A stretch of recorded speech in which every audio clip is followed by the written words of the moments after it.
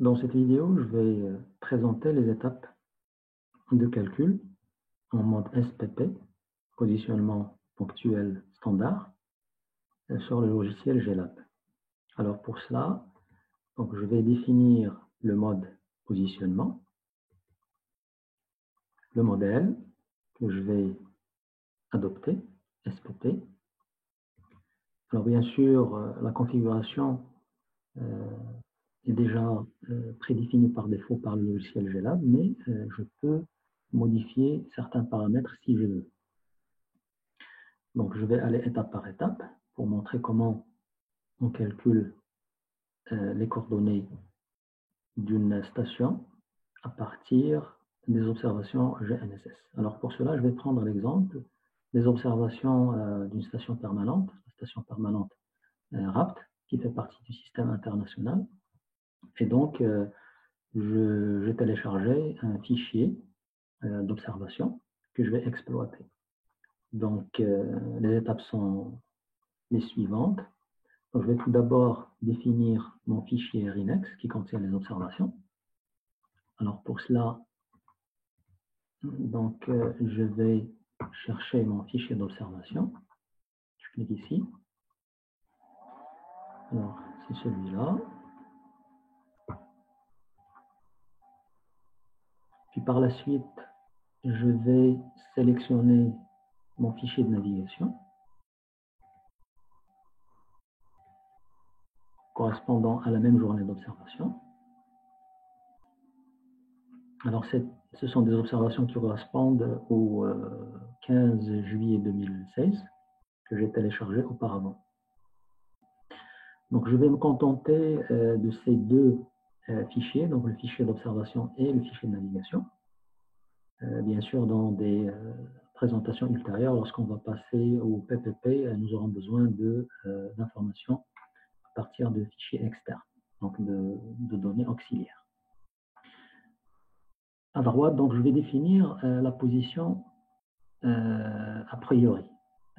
Cette position, elle est nécessaire pour mon filtre de Kalman, qui se base sur une position approximative. Donc, j'ai plusieurs façons de lui donner ça. Donc, soit à partir du fichier RINEX, donc à partir de l'antenne du fichier RINEX, il va récupérer la position, ou bien lui donner la possibilité de faire un premier calcul pour la déterminer, ou bien spécifier directement, ou bien à partir du fichier SINEX. Donc, pour notre cas, donc, nous allons nous contenter par donner au logiciel la possibilité d'aller chercher les coordonnées à partir de l'entête du fichier RINEX. Donc voilà, je vais passer à la rubrique suivante, donc l'onglet suivant de pré-traitement. Alors dans l'onglet de pré-traitement, je vais définir les époques de calcul. Donc je peux garder les époques d'observation, c'est-à-dire chaque 30 secondes, ou bien je peux modifier ici les époques de calcul. Alors je vais demander par exemple de faire les calculs chaque minute. Pour cela, je tape 60 secondes. Et puis, je vais définir donc ici la façon avec laquelle le logiciel doit faire la détection du saut de cycle. Alors, je vais choisir la différence entre l'observation de code et l'observation de phase. Donc, il va exploiter uniquement une seule fréquence pour cela. Et à droite, je vais définir le masque d'élévation. Donc, je vais le définir sur 15 degrés pour minimiser l'effet des erreurs atmosphériques. Puis, je vais choisir uniquement de faire le calcul à partir de la constellation GPS. Alors, je vais partir à l'étape suivante, donc la rubrique Modeling. Et dans la rubrique Modeling, donc, je vais prendre en considération toutes les sources d'observation, bien sûr, à condition que j'ai l'information à partir des données que j'ai déjà introduites ici. Parce que certaines sources d'informations pour corriger certaines erreurs nécessitent des données externes. Alors, je vais donner un exemple. Alors, par exemple, si je veux prendre en considération définition du centre de phase des antennes, que ce soit les antennes des récepteurs ou bien les antennes des satellites, je dois donner au logiciel le fichier en texte. Donc, le fichier en texte, alors comme vous pouvez le remarquer tout à l'heure, je n'ai pas donné donc, de fichier en texte pour le logiciel. Donc, je n'ai pas cette information. Donc, dans la rubrique modeling, je ne peux pas cocher ici ces options. Si je les coche, lorsque je vais aller à la partie calcul, il va me donner une erreur de calcul. Donc, je vais cocher uniquement les erreurs que je peux corriger à partir des observations que j'ai introduites au logiciel. Donc, par exemple, les erreurs d'horloge satellite, donc ça c'est possible, les orbites, etc. Les erreurs ionosphériques, troposphériques. Donc, pour les troposphériques, donc, il utilise un modèle déjà prédéfini par le logiciel. Pour l'erreur ionosphérique, donc, il va prendre en considération le modèle de Klobuchar. Et puis, également, donc, les corrections donc des différences de phase, les différences de phase et de code. Donc, ça, c'est possible d'avoir ces corrections. Donc, je pars à la rubrique filtre et je vais demander de faire le calcul en prenant en considération les observations de code et de phase.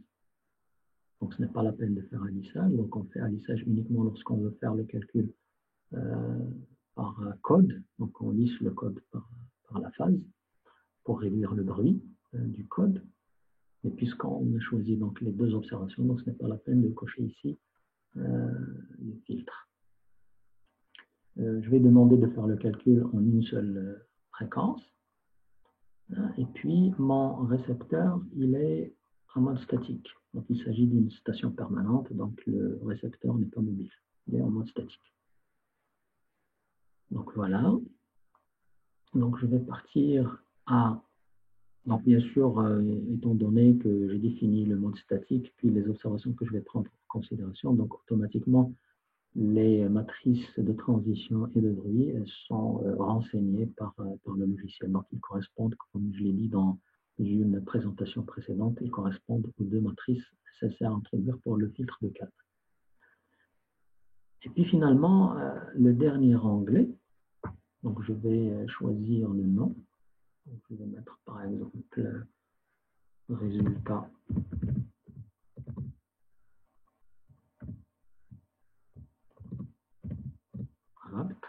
Voilà. Donc, je spécifie également le chemin de mon fichier de résultat. Et puis, je vais cocher donc, tous les calculs intermédiaires. Je ne vais pas mettre l'impression des résultats parce que ça va alourdir mon fichier. Donc, le fichier correspond à des observations sur 24 heures, le 15 juillet 2016. Donc, je vais avoir un fichier volumineux. Donc, je vais imprimer sur mon fichier de résultats uniquement les calculs intermédiaires. Pas d'observation. Donc voilà, une fois que j'ai défini ça, je clique sur Run GLab pour exécuter donc mon calcul en mode SPP. Voilà.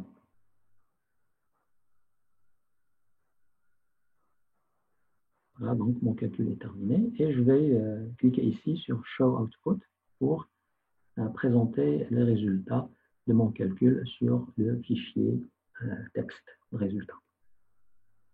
Voilà, le fichier de résultat correspond à ça, dans lequel donc, on va retrouver ici, dans la première partie du fichier, tout le paramétrage que nous avons fait pour le calcul, c'est-à-dire toutes les informations sur les fichiers d'observation, les fichiers de navigation, puis tous les paramètres que nous avons définis dans la partie pre-processing, donc notamment la détermination des résultats à chaque 60 secondes. Ici, c'est le masque d'élévation, la position a priori extraite à partir du fichier RINEX.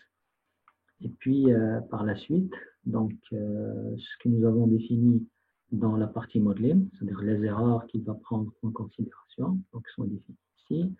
Puis, par la suite, donc, la définition, bien le paramétrage que nous avons fait dans la rubrique filter, donc le filtre de Kalman. Nous allons le retrouver ici, donc avec l'indication des matrices de transition et matrices de bruit.